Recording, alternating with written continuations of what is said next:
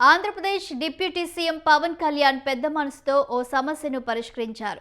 కడపలో తన సొంత డబ్బుతో ఒక స్మార్ట్ కిచెన్ను నిర్మించారు. కడప మున్సిపల్ హై స్కూల్లో ఏర్పాటు చేసిన ఈ కిచెన్ ద్వారా 12 పాఠశాలల్లోని 2200 మంది విద్యార్థులకు మధ్యాహ్న భోజనం అందిస్తారు. డొక్కా సీతమ్మ పేరుతో పోషకాలు నిండిన భోజనాన్ని రుచిగా, శుచిగా అందిస్తున్నారు.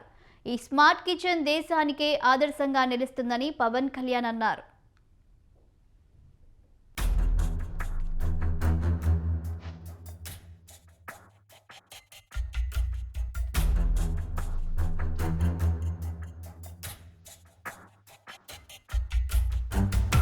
ఈ స్మార్ట్ కిచెన్ లో వంట చేసేవారు 5 స్టార్ హోటల్స్ లో పనిచేసే వారిలా డ్రెస్ కోడ్ పాటిస్తారు, పరిశుభ్రంగా ఉంటారు.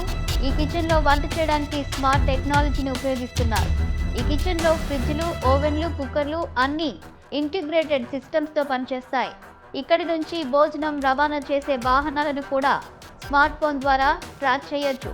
ఈ సెంట్రల్ స్మార్ట్ కిచెన్ ద్వారా ప్రస్తుతం 12 పాఠశాలల విద్యార్థులకు మధ్యాహ్న భోజనం అందిస్తున్నామని, భవిష్యత్తులో మరిన్ని పాఠశాలలకు విస్తరించే దిశగా ప్రయత్నాలు చేస్తున్నామని అన్నారు కడప జిల్లా కలెక్టర్ చెరుకూరి శ్రీధర్.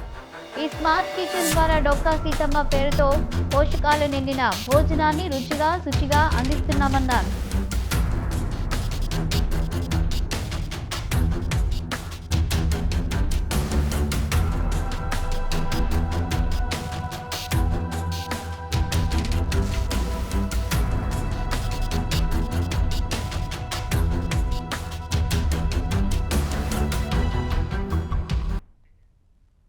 గత ఏడాది మెగా పేరెంట్ టీచర్ సమావేశానికి వెళ్లినప్పుడు జిల్లా కలెక్టర్ స్మార్ట్ కిచెన్ ఆలోచన చెప్పగా ఇందుకు అవసరమైన ఆర్థిక సాయం వ్యక్తిగత నిధుల నుంచి అందించానని పవన్ కళ్యాణ్ ట్వీట్ చేశారు.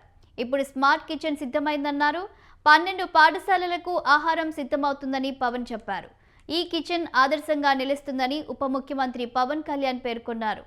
ముఖ్యమంత్రి చంద్రబాబు మార్గదర్శకత్వంలో విద్యా ఐటీ శాఖల మంత్రి లోకేష్ విద్యారంగంలో తీసుకువస్తున్న మార్పులు ఖచ్చితంగా చక్కటి ఫలితాలిస్తాయి.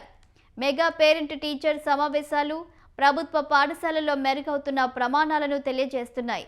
కడపలో స్మార్ట్ కిచెన్ నిర్మాణాన్ని పర్యవేక్షించిన కలెక్టర్ చెరుకూరి శ్రీధర్కు అభినందనలు అని పవన్ కళ్యాణ్ చెప్పారు.